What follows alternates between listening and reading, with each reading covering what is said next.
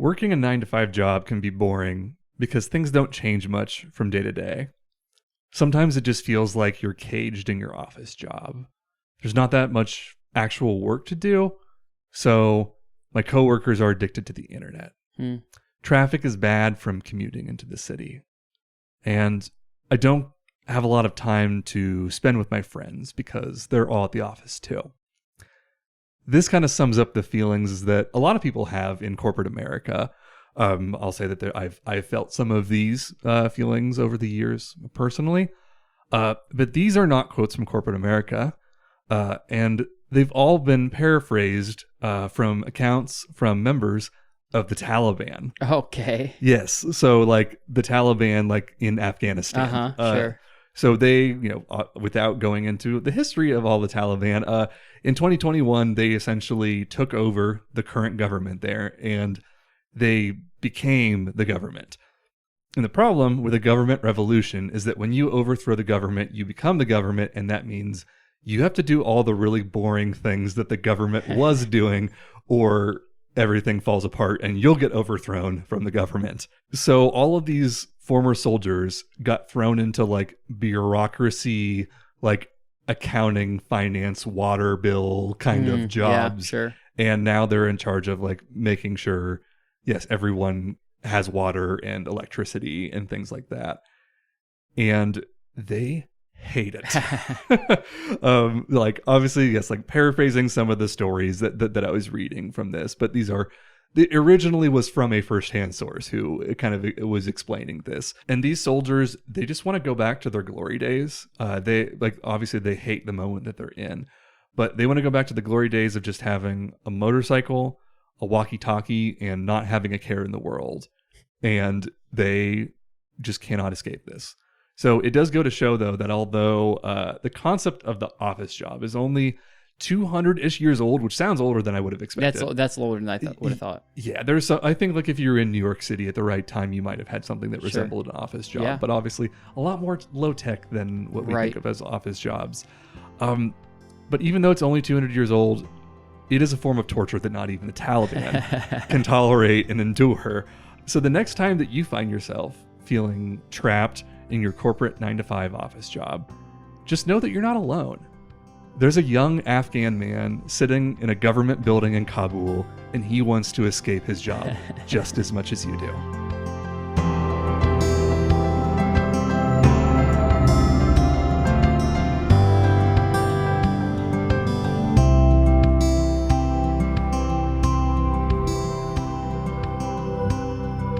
Welcome to the Factoid Podcast. You did not ask for it, but we're going to tell you about it anyway. My name's Chris Humphreys. And I'm Payton Gessel. So Payton, growing up, I always kept a snack and a drink by my bed in my room. Every night I had to have that there. Whether or not I actually needed it, whether or not I actually used it, I always had to have a snack and a drink. And Kirsten, my wife, she still makes fun of me to this day for this. And I've learned this in marriage. Crumbs in bed are a no-no, okay? These did not used to bother me. I'm very used to waking up with like a small little indention on my back because I was sleeping on a crumb. Does this ever happen to you? You know what I'm saying? Wow. Okay, like, never with a crumb. I've had, there was a phase in my life when I lived by myself and I had graduated college and I had a queen-size bed where I experimented with the idea of having some snacks in and around bed. And there was one time that I fell asleep eating cheesecake, and I got cheesecake. I got like the chocolate syrup of it like on my bed sheets. So this is a separate topic, but I just remembered it. I one time fell asleep eating one of those extra large Hershey bars, like the pound or whatever, the big ones. Yeah, and I woke up with. So it didn't melt into what you would think, right? Yes. Like you think of melted chocolate, you think of this like mess. Right. I woke up with what I thought was like a pool ball sized turd in bed with me, and I kept thinking, but I think I would smell that, right? I think I would have known. And so I remember I was alone, no one was around. I remember just grabbing it and going just sniffing it, and it was chocolate, and I was like, I'm so, because again, I had a thought it was like, I think I remember having a chocolate bar. But all that to say, I used to sleep every night with a snack by my bed. And I learned, like I said, crumbs in bed, they're a no-no. And the reason I learned that is because my snack of choice, if you will, was a whole sleeve of saltines. Oh, wow. That's what I always had by my bed. Even from when you were a kid? Like when I was a kid is when it started. Like I've always loved saltines. Wow. I know they're kind of boring or vanilla or whatever you want to call it. I just think they are I wish delicious. they had vanilla in them. That would make them better. That's so I love them. I think they're really good. And so I would always sleep with a full sleeve of saltines just in case. And I usually was the kind of guy who would eat. I mean, you almost have to eat half a sleeve at a time, in my opinion. Maybe I'm wrong. Maybe people are going to think I'm crazy, but I love a good sleeve of saltines, and I would always have ones. I went through a lot. My mom, I'm sure, had to buy them all the time. And my beverage of choice, and if you've listened to this podcast at all, you probably know, was a Coca-Cola, whether that was a 2-liter or a normal bottle or a can, depended on what was in the house at the time or what I had. But it was always a Coca-Cola and a sleeve of saltines. And occasionally, I don't like a flat soda. I never have. But I would occasionally open a can of soda, like a can of Coke, before going to bed. Yeah. Take a couple swigs, and then you going to bed, and you wake up, and it's not as good anymore because it has lost its fizz. But it was still good enough that I would drink it when I woke up. Because the thing is, the reason I have a drink by the bed is because if you wake up in the middle of the night, you might need something, right? Mm-hmm. And for me, I realized that it's gross. Everyone think, but a soda, it didn't bother me. I just didn't care. I still would do it if I could. Like it's just one of those things. I don't know. But so I remember I have very specific memories, multiple memories, not just one, where I woke up in the middle of the night and I would just reach my hand down and I'd try to, my hand, because it was sitting on the ground next to my bed because I didn't have a table next to my bed yes. at the times that I'm remembering, and it was sitting on the ground, and I would pick it up, take a big swig of it, pretty much eyes closed, still half asleep, and I would get a whole mouthful of ants with it. No, because there was times in my home where like that happens in certain seasons. I feel like I don't think that my home was just like a crumbling thing. Like I think there's just certain times a year where Spring ants and kind of fall, happen, right? Yeah. And there was those tiny little ones, and so I remember like I would get dozens of them, just a mouthful of them. But by the time I realized it, I had already swallowed them all. Yes, I couldn't just sugar ants, or I guess in this scenario, high fructose corn syrup. That's right. And so there are multiple times I remember doing that, but it's one of those things where like it always used to super gross me out, and then I realized they don't really taste like anything. I just know that I drank them, right? And so the more times that it happened, the less weirded out I got by it. I'm not saying I chose to do it. I would still but it didn't make me check. You know what I mean? How many times do you think you've done this? At least a half a dozen, if not. Wow. Yeah, I mean, like it's happened to me more times than I would like to admit. I'm not scared of bugs, but I don't love them. You know what I mean? No one loves bugs. But like I said, drinking a mouthful of these like every once in a while made me realize like, oh, they're not that big a deal. If it was a different bug, maybe it would have been different. I did almost drink a fly in a LaCroix where I think it was sitting out for like a little while, and maybe like it could have been half a day but I remember going back to it, and yes, like was it inside of it? It was a live fly who had flown inside, was drowning, and Does it make you wonder why he was even going in there? Because it's not like there's sugar in LaCroix. Oh, absolutely. Yeah. There's no good reason why he went in. I do have an irrational fear, maybe semi-rational, because I know like people who've gotten bees from a soda outside or whatever, and that sort of freaks me out. So like I'm not completely over the bug thing, but when it comes to ants, not that gross to me. Right. Well, it turns out that this kind of thing has a name where you do something to make yourself not scared of it. It's called exposure therapy. Not necessarily, I don't think, the best thing that to do now that we understand how psychology works and how people work and all that, and with trauma and whatever. Yep. But it is a real thing, and it's one that's been used throughout the years. And this is something that Tom Turpin, who's an entomology professor at Purdue, he had the kind of same thought process as me, but in obviously a much more professorial way. He wanted to use basically shock value to help kind of cure people's fear of bugs and teach them like that they're fun. It's science. It's a good thing. And so that eventually led him into creating this thing called the Bug Bowl. Have you ever heard of the Bug Bowl? No, but I am terrified because I'm the kind of person that he would use this on. Oh, no. Okay. Well, it took place at Purdue every year. It started in the 90s. And it kind of started with, he taught entomology 105, like a freshman level entomology class at Purdue. And he, for extra credit, came up with, hey, I'm going to have a cockroach race. And they can come in, they can bring their cockroach, they can decorate it. They would like paint their body. And they made this whole stadium, this little mini cockroach stadium they could race in that they named Roach Hill Downs. And so every year he did this for a while. And word kind of made it around about this race on campus. And As students came to the classroom with their brightly decorated cockroaches for this race, people kind of followed and they would watch. And one year, actually, it might have been the first year that this happened, the word kind of got around, and there were 100 people that came to watch this, just randomly who'd heard about it. And the professor, Turpin, he realized that maybe this has the potential to be something bigger. Maybe there's more interest in bugs than I had originally thought. And as an entomologist, obviously was excited about this. So the next year, they worked on it more. Him and some of his coworkers actually ended up formally organizing what they called the Bug Bowl. And their philosophy was this: a spoonful of fun makes the science go down.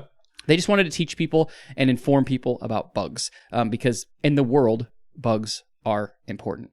And as the festival grew, it kind of grew year after year. And as it grew, it actually merged with the annual horticulture show at Purdue. And it's now actually still a thing. And it's going on as this joint venture called the Spring Fest. And now over 30,000 people every year go to this thing. Wow. So what started as a cockroach race for extra credit turned into a 30,000 attendee event. Which I'm is kind of imagining interesting. like their football stadium, but it's all people watching one little cockroach. That's right. They can't see because they're so far That's away. right. That's right. Well, we have magnification. Right. now. IMAG on the That's video. right. Yeah. That's right.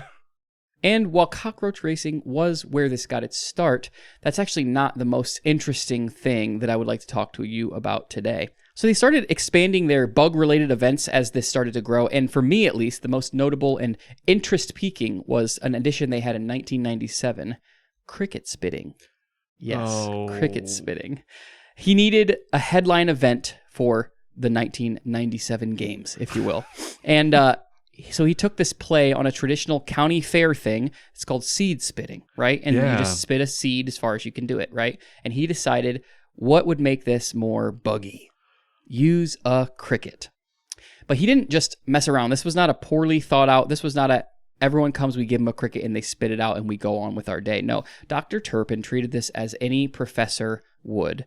He took it seriously. He wrote up and thought out a very informative rule book that would make any referee of any sport jealous. And here are some of those rules, okay? The ammo. You can't just use any old cricket.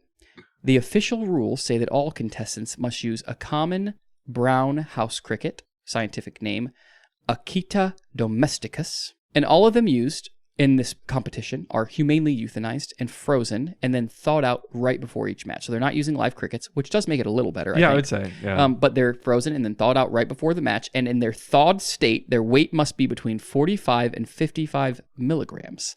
If it's too light, they won't keep the momentum they need to fly through the air. And if it's too heavy, they just drop like a stone. So apparently he did some research in this. And he knows this is kind of where they have to be weight-wise. I would not want to be married to this man and kissing him on the mouth. No. I mean, yeah. He seems like an interesting fella for sure. Yeah. Then come the officials, the people needed to run a cricket spitting event. Every good sport needs officials. And in cricket spitting, there are 4. The first one is the keeper of the crickets. This is the person who guards the silver platter of crickets. Yes, the silver platter of crickets. And they make sure, they kind of guard them. They make sure that they're not tampered with because it's important that they use the correct crickets. The next is the circle judge. They kind of make a circle, a 10-foot circle where everyone has to stand in. It's like a foul line, basically. You can't leave that. Think of the discus or whatever. Oh, yeah, sure. So it's basically the discus with crickets. And they manage that circle, but they also manage the shot clock, which is 20 seconds. So they make sure you don't do a foul. They make sure you don't take too long. The third necessary person is the cricket spotter. And this is the person who literally sprints as you spit the cricket to make sure that they can see the exact location that cricket lands in the yard, and they can mark the exact, basically to the blade of grass where it lands. And then the final person, obviously, if we can use our logic here, is known as the tape master. And the tape master is the person who pulls out the measuring tape and to a very, very precise degree measures exactly how far your cricket was spit. Wow. So basically, you walk into a 10-foot circle. You're presented with a silver platter by the keeper of the crickets. You pick your bug, and you have exactly 20 seconds to put it in your mouth, get the place you feel comfortable with how it's feeling in there, and launch the cricket. And then it is judged. That seems simple, right? It obviously is a little more complicated than I probably would have done if I was spitting crickets and making a game out of it. Yes. But the rule that gets most people is not all of these rules. It's the last one. And that is the post-spit forensic autopsy. Yes. Once your bug lands, you can't just leave the circle. You have to stand there and wait. And as the spotter goes and retrieves the bug that you just spit out, he uses tweezers and he brings it over. And the head judge comes and examines it under a magnifying glass. And in order to win, your cricket must be 100% intact.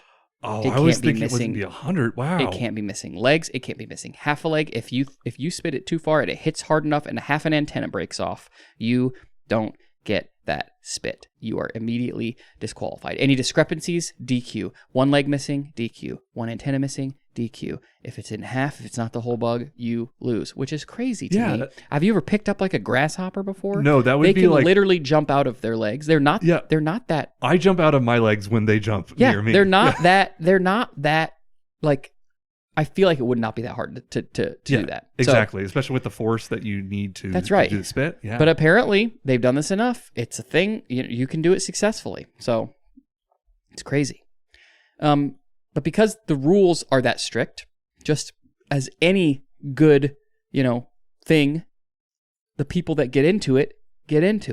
The competitors started to get serious about cricket spitting as the years go on. And so if you talk to someone who knows about cricket spitting, anyone who knows anything about cricket spitting will tell you the same thing. There are 3 things you need to know to have a chance at getting a good distance. Cricket orientation, saliva coating, and launch angle. Oh, yes. Wow. I know. And they're simple, but it's true. It's basic physics, but it's basic physics applied to dead bugs, okay? Number 1, to put it simply and to spare you gory details, because they did go into a lot of detail about exactly what all this means, but to spare you that and to put it simply, you need to load it in head first, because if you load it in abdomen first, the legs kind of and act like a parachute. Oh, yeah. Apparently, okay? Yeah, sure. So you need to load it in head first. Because if you put it in the other way, when you spit it out of your mouth, the legs fly open and they act as a parachute and it stops at mid-flight. It doesn't fly near as far as it should. So you got to load it in legs first. That is cricket orientation. Saliva coating, one of the most important parts, however, also the grossest part, is you need to absolutely coat that sucker in saliva. There are 2 reasons for this. Number 1 is it provides a better seal as you're launching it. Number 2, it is because it adds a necessary weight to it that helps it to fly through the air, okay? This might be too much, and I'm not trying to get too gross here, so please. But how that spit you have after you have Skittles? I don't know. I don't really eat Skittles. No? But no. Well, you mean how it sugar thickens up a little bit? Yeah. So I wonder, my thought, and I didn't read into this, but my thought is maybe the people who know what they're doing have a nice sugary snack before they do the cricket, because that might have a better adherence. I don't know. Because if it's not in the rules, not that I read. So rule 2, you need to absolutely coat that thing in saliva. And number 3 is launch angle. And with launch angle, I'll mention the technique that everyone adheres to right now is that you curl your tongue up in a circle, like you make how you people can do that. So you basically make a gun barrel out of your tongue, and you launch it all the way, and then you load that sucker so it's in the back of the barrel. So when you know what I mean, that's why the saliva can help it coat and everything. That makes a lot of sense. Yes. So you create a barrel and you launch it at 45 degrees, exactly 45 degrees, and this is obvious because of physics. Okay. Right. So if you're ever wondering, if you ever find yourself at Purdue, what you have to do is you got to make sure that you put that thing in head first. You got to make sure it's completely coated, and you got to make sure you use 45-degree angle, because that is the way you're going to get the most distance. You only have 20 seconds. I think I mentioned this before. Yeah, you have 20 seconds from the time that you grab that cricket to the time that you launch it. So you have 20 seconds to get a nice coating and get everything ready to go. But that is how you perform a good cricket spit. And what I find kind of crazy is it's not common, but it happens. People fire these suckers over 30 feet. Yeah. Wow. The unofficial world record, which was not counted and confirmed by Guinness because of just some weather discrepancies. They didn't know if it was, the weather wasn't unbiased enough that day. 38 feet. That's like a long way. Yeah. That's like, I'm looking at my neighbor's house from here, and I might be able to hit my neighbor's house. Yeah. It's a long way. 38 feet. And we're talking a 45 milligram bug. You know what I mean? Very light. Crazy. Yeah. So people know what they're doing. But basically, this whole bug bowl has turned into really quite a thing. To be honest, it's now I think, reached my semi-short list of places that I would love to at least see one time before I die. I'm gonna, so maybe going to the Purdue Spring Festival or whatever you want to call it, the Bug Bowl. I would like to see something like this someday. At least that's attainable. It is. It's not like I don't think it's crazy. I think I could find a reason to get over there. And I will not go with you, but you can tell me about how it goes. I will. So, whether you're voluntarily launching brown house crickets across a field or accidentally drinking a mouthful of ants in your midnight soda, there's one thing that I know for sure, and that's that bugs are just a part of life. They're a part of this adventure that we are living. So the next time you leave your drink out, just remember to check for extra protein, or instead, maybe don't, and just start your training for the next Bug Bowl.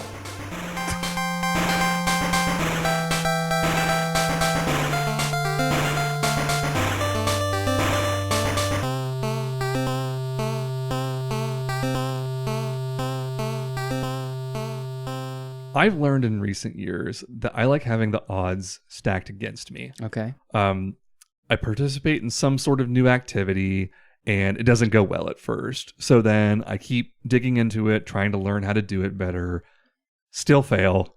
And then I put a lot of effort into it sustained over large amounts of time. And I feel like I'm getting better at it. And then I just fail again. And then by some combination of like luck and maybe a little bit of the skill, I do finally succeed at it.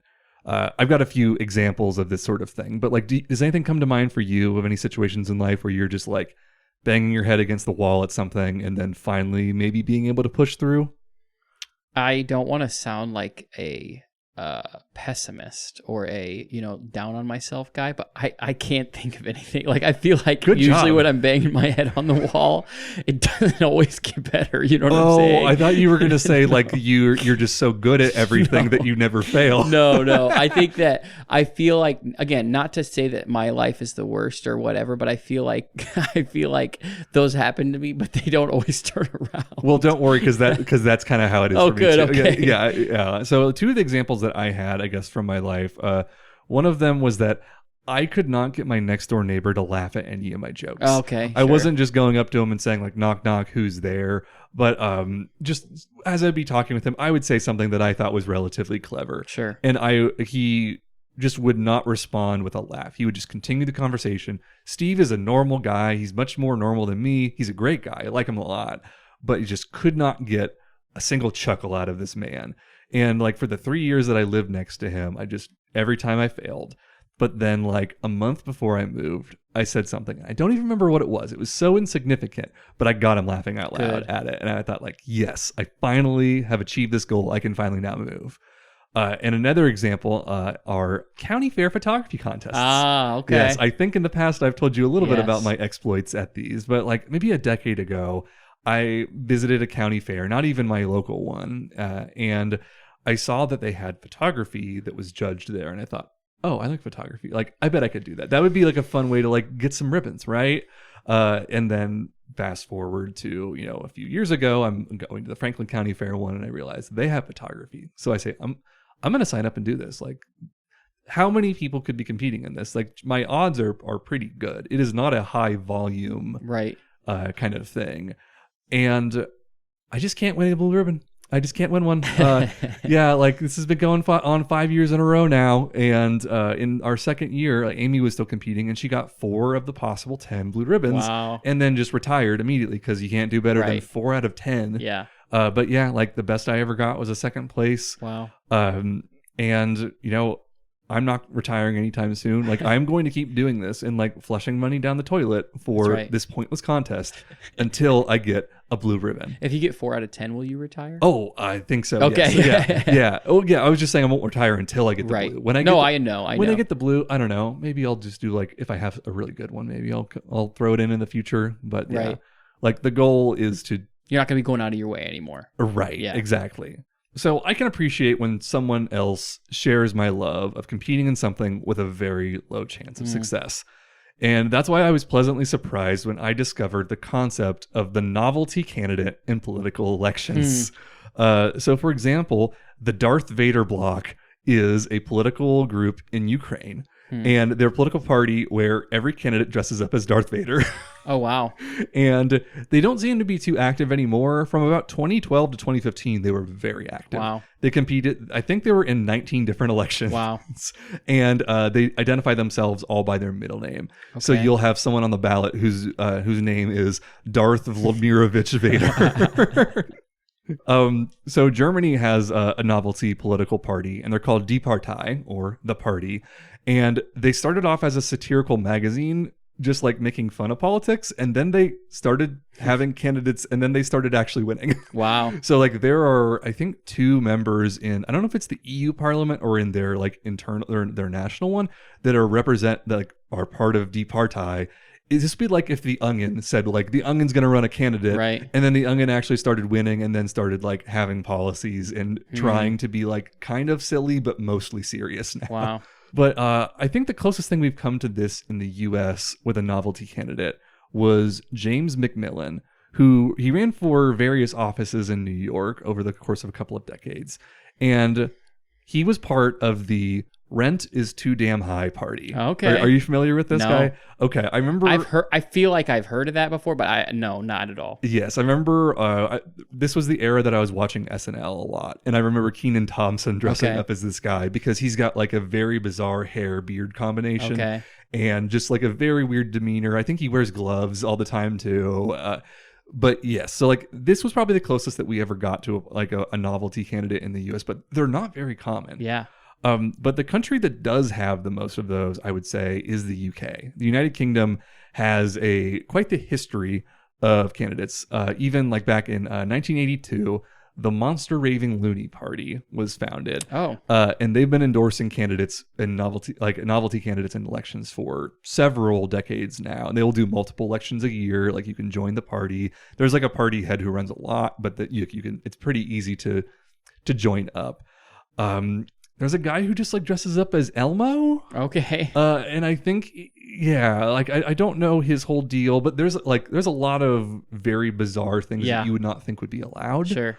But yeah, there are dozens of guys in this style who, and it is mostly guys I've noticed, who are doing these sort of running for elections. So the functional reason for having a novelty candidate is that you can vote for them instead of not voting at all. Mm-hmm. You are still able to like practice your civic duty of voting, even if you don't like any of the candidates that are on your ballot. Okay. It's essentially saying like, do better, guys. I had to vote for Elmo. Right. And like, but instead of just like writing in Mickey Mouse, right, you have like there's a literal Elmo. Yes, exactly. Yeah. He's the person. I can get behind that. Yeah, exactly. He's 3 years old. It's weird. Isn't Elmo like 3 years old? Isn't he like a comically young age? I don't know.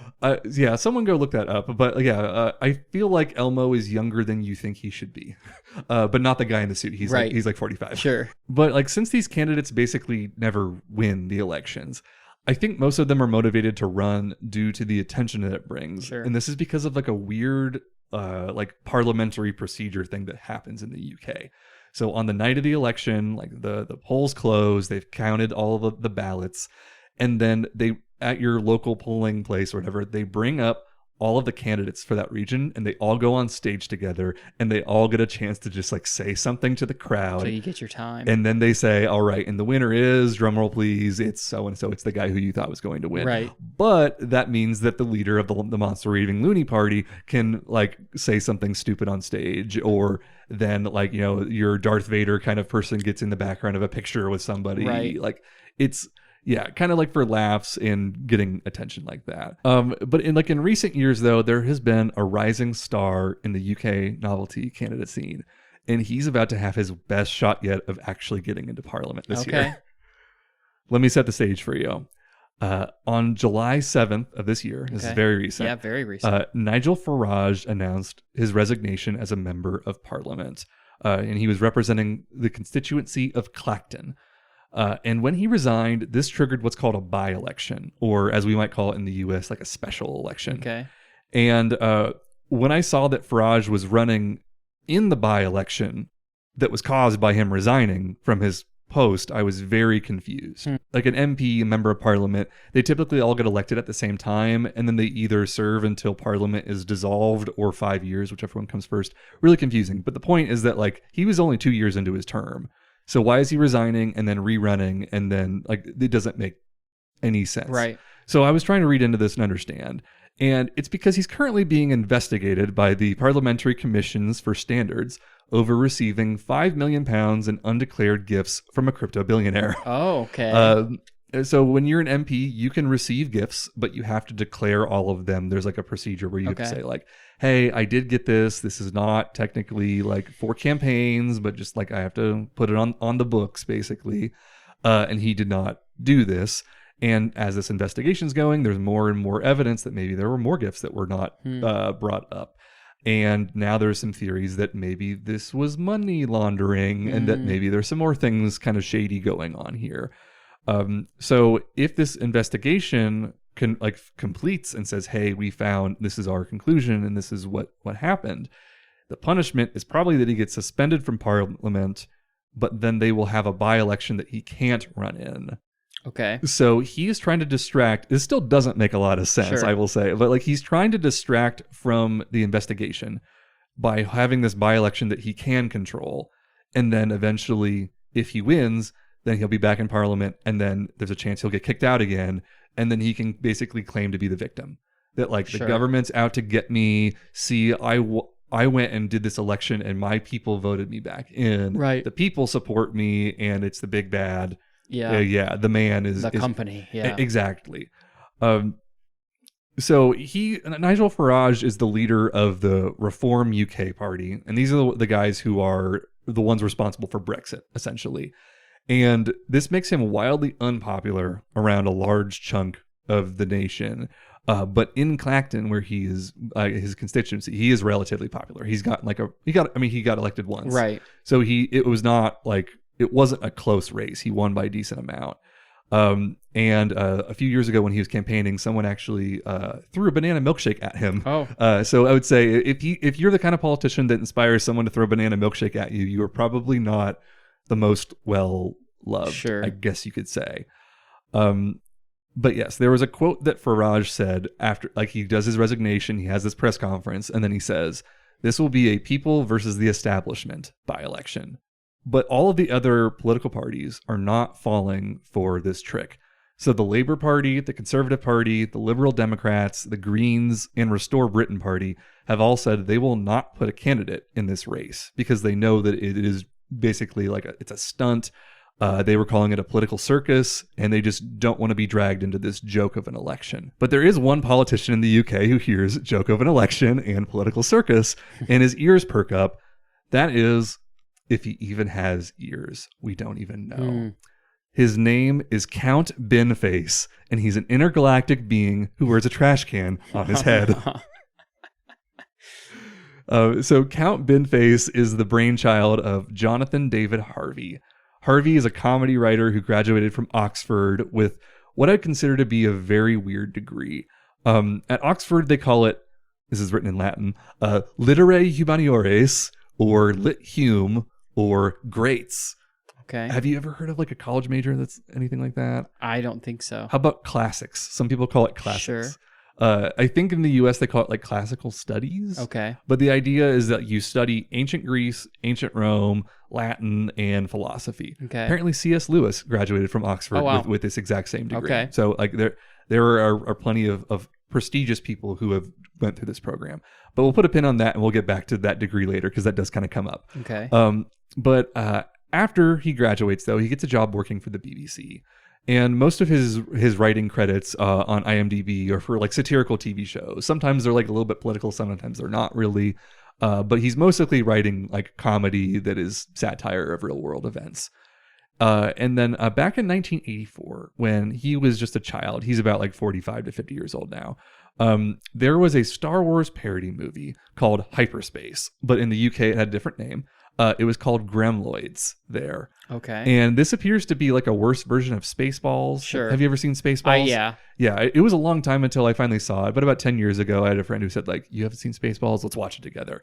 And I would say maybe not as funny as I was hoping it would be. Right. I'm sure back when it came out, it was funnier. It's not necessarily my I didn't love it, but you know. Right. Yeah. So you think about like the level Spaceballs is at, and then imagine like a low budget, not as good version. Right. Yes. And the Darth Vader equivalent in that movie was a guy who was named Lord Buckethead. And in 1987, Todd Durham, who was the director and writer of this film, he's an American guy, he ran for a UK parliamentary election as Lord Buckethead. And then he ran again in 1992. You don't have to be from the UK to run in the elections, as I found out. So Durham dresses up as Lord Buckethead, basically just to promote his movie and his franchise that he's come up with. So he runs against Margaret Thatcher, who was like one of the most famous like members of parliament in the UK. She was really big in the 80s. She was actually prime minister for several years. And so Margaret Thatcher wins in a landslide, but he is on stage with her, and there's photos from the night of the election of Lord Buckethead standing right by Thatcher. And, you know, I don't know how well this really helped people buy his movie or not, but that was his 15 minutes of fame. Yeah. So you fast forward a few decades, and Harvey's like a grown adult at this point, and he finally watches Gremloids, and he learns about Lord Buckethead and the whole election stunt, and he says, wouldn't it be funny if I brought that back? So he pays his friend to make a costume. He pays the £500 that is required to be a candidate on the ballot for an election like this. And then he needs to gather at least 10 signatures from people who want to put him on the ballot. So he goes to a local coffee shop and gets 10 people to sign so that he can do that. So he does run as Lord Buckethead, and he gets 0.4% of the vote in this election. But more importantly, he goes viral because he's standing next to the next female prime minister, actually, in about 2015 or so, who's Theresa May. But Durham, the writer and director, he sees this and he says, like, I own the rights to Lord Buckethead. You can't do this.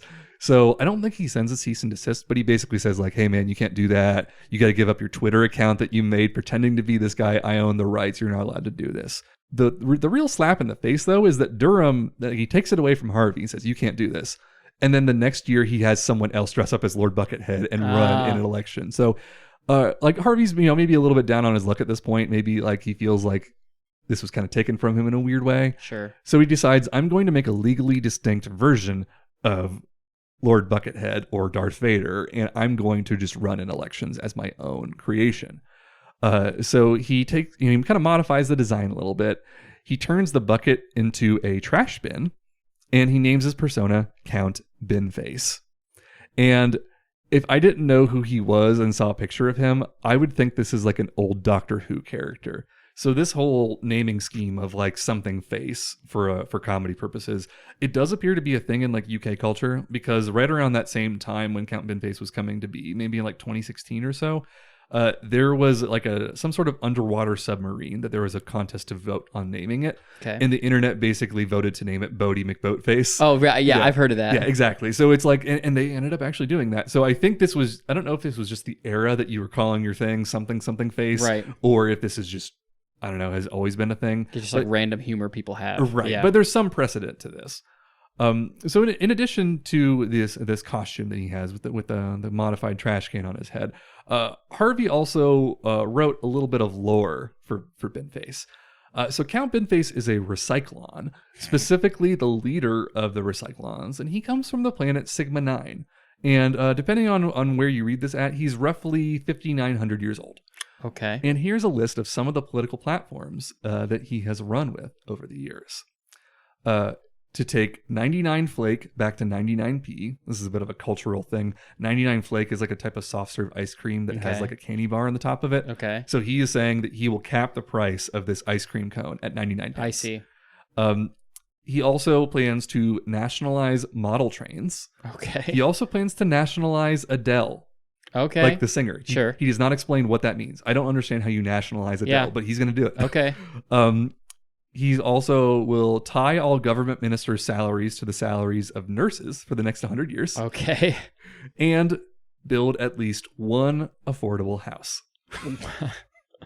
Hey, you gotta set your bar low so that you don't fail, right? That's right. You got also for like the keywords on the internet, you got to be connected to affordable housing. Yes, exactly. Yeah. Affordable housing, Count Binface. That's right. Yeah, you might be the only one. One person's only going to get this. Maybe 6 of you if you squeeze in there. Yeah, I never thought about that, but yeah, that would be probably a good SEO thing to have as a candidate. Right. So you might notice from this list, though, of the political platforms that they're not really specific to the localities that he's running for. These are pretty generic. And that kind of ties into his strategy. So Count Binface will pick various elections across the UK to run for, and he isn't just focused on like the district that he lives in. I think he lives in London. So Clacton will be his 7th attempt at running for office in the last decade.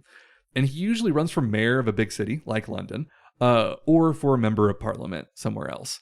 And he's been called out for having never visited some of the places that he has run for elections in. And his response is something along the lines of that he's observed that a lot of members of parliament don't really spend any time in their constituencies, and he just thought that was part of doing the job.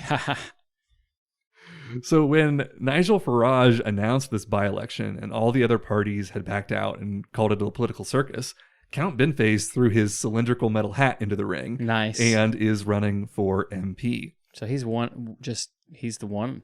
Well, there's more than one, but he's currently, where it is standing, he is kind of the number 2 candidate. Okay. So Farage... I mean, that's not bad. Oh, exactly. Yes. And when someone asked him, like, well, why should we vote for you?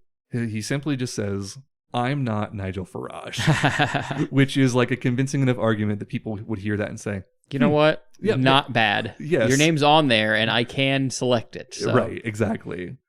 So Binface has been doing quite the media circuit recently. He's been on a lot of political talk shows, a lot of podcasts, and when every once in a while someone says like, "All right, give up the joke. Let's take off the bin. Let's see what's under the bin." His response, I've seen him do this multiple times, where he says, "You've all seen Return of the Jedi. No one wants to see what's underneath the bin." But when I learned a little bit about the man that is under the bin, I started to realize that maybe this is actually more than a joke. So Harvey grew up relatively poor, and his dad was an alcoholic. And he, on his Wikipedia page, it says that he lived in 11 different houses in the first 11 years of his life, which is crazy. It's hard to imagine that. And he had an older brother named Dan, who was about 10 years older than him, and in a lot of ways kind of like practically raised him in a lot of these situations. And as they got into adulthood, they were still inseparable. They were best friends, hung out all the time, and did a lot of things together. Specifically, the things they enjoyed were sports, politics, and comedy. And in 2015, Harvey's brother Dan just like unexpectedly falls into a diabetic coma one day and dies. No one really saw it coming. And Harvey decides that what he wants to do to like essentially cope with his brother's death and to honor him is do all the things that they enjoyed doing together and do things that his brother specifically enjoyed. So he picked up his brother's season tickets to Crystal Palace FC, the soccer team that he supported. And even though he hated Crystal Palace FC, he was a Tottenham Hotspur fan. He would go to all of these games and he would cheer on Crystal Palace. There were some other things that he did, like sports-wise, where like since his brother loves sports, he would just go to any sporting event that he could to try to just better, like understand his brother and honor him. And then when it came to the comedy and the politics, though, the theory is that he created Count Binface in order to do something that his brother would have thought would have been really funny. So only about a year or so after his brother died is when this started. So there's no proof of it objectively, but it does seem to be connected with this process of kind of healing he was going through. Sure. And as I read deeper into his policies, you can start to see how he plays the role of a jester or maybe like a fool in the UK political process. This is where that bachelor's in literary humaniores, the greats, classics, whatever you want to call it, kind of comes in. So if you study all of these ancient civilizations, you notice that the idea of the jester is it's a tale as old as time. That like you had people like this in the Roman Empire, you had people like in the medieval era where they were essentially like they were a funny person that was there for comedy, but they would be like the person who could insult the king and not get killed. Sure. And this was like a very important role to kind of humble the king and kind of remind them that like maybe, keep them in check, remind them that they're not as cool as they think they are. And in some ways that like Nigel Farage kind of is that kind of like king political ruler character who Harvey is here to essentially bring down a notch. And because Farage has been so divisive in UK culture, like a guy with a trash can on his head in some scenarios does actually seem like the better politician. I know it sounds like I'm just being stupid here, but like, for example, I've seen a half dozen interviews that Binface has done, and he does a great job of pointing out the criticisms of things that Farage does. So he brought up on one of the talk shows about like the cost of running a by-election, not like the cost of campaign funds, but like the cost of like the government having to spend money to make this Right. election go. So it's about £350,000, all said and done. So if Farage wins and he gets suspended, then they have to do another one of these. Mhm. So he said, if you vote for me, I'll save £350,000 of government money if I win, because I'm not going to go for another by-election. Right. So even just on a practical level, like Binface is saying, I'm going to help cut useless government spending. Yeah. And the rest of Parliament has been surprisingly having a lot of fun with Count Binface. I figured they would just like not want to bring it Right. up, be like too cool for school on this kind of thing. But no, they've been loving it because they just want to make fun of Farage, and this is a very easy way to make fun of him. There was a very recent prime minister change in this past week, and the outgoing prime minister Keir Starmer was doing his like final speech to Parliament, and someone asked him like, "Are you going to support Count Binface because the Labour Party's not involved?" And Keir Starmer says he advised everyone to put their vote in the bin. And depending on how you want to interpret that, he's either saying put your vote in the trash or vote Count Binface. And people, like a lot of people in the industry, think that that was essentially his public endorsement of Count Binface. And Binface has been getting a lot of support from just UK citizens in general. But the problem with, say, the Prime Minister or the general public is that they're not able to vote in this election.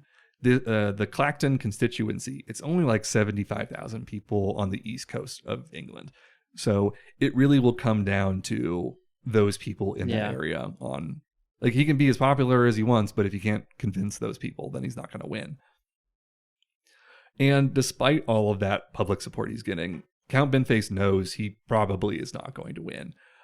He actually compared it to in Avengers Endgame, whenever Doctor Strange is looking at all the scenarios. You know what I'm talking about? I've never seen Endgame. Okay. I know. I hate. I'm a bad person. No, it's okay. I've got plenty of blind spots too. There's a point like Avengers, that movie is like a 2-part movie. So in was it Infinity War, whatever it is beforehand, half of the world's population gets wiped out and they're trying to get them back in the second, like the part 2.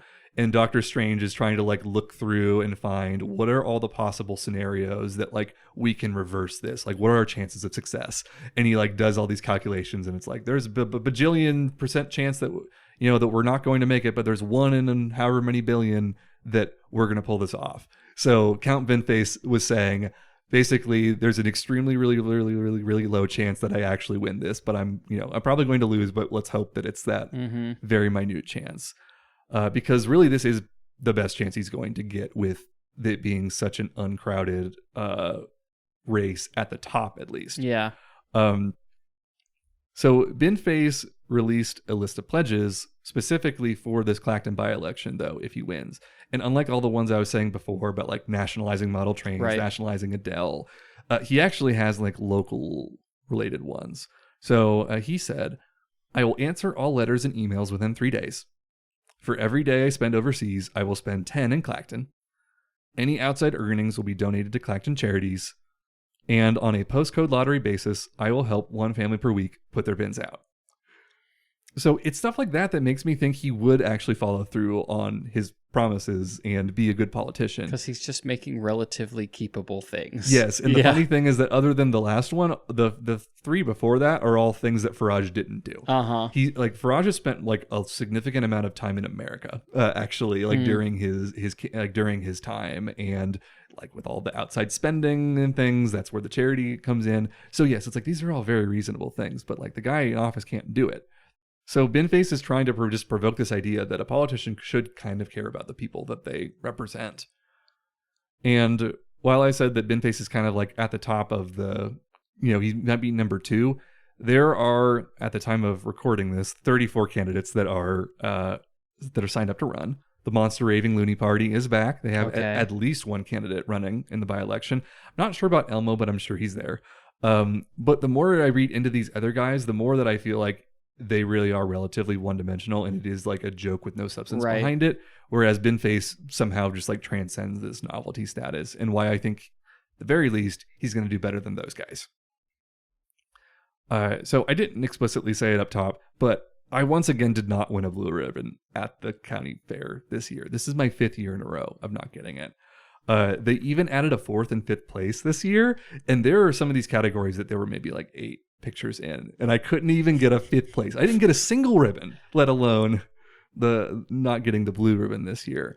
But like I'm gonna keep trying until I get that 1st place, because when I do, I know that will be a triumphant day that I can celebrate, and I know that I'll be able to beat a system that sometimes feels like it's rigged against me.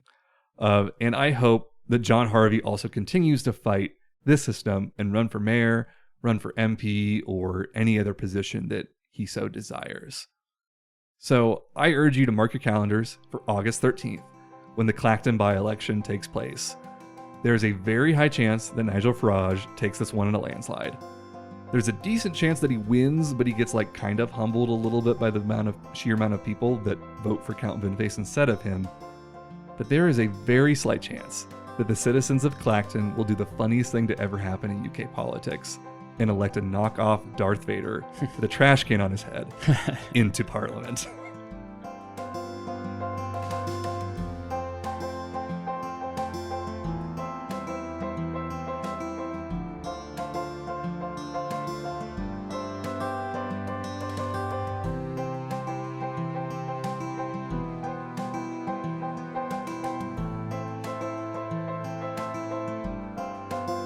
Thank you for listening to the Factoid Podcast.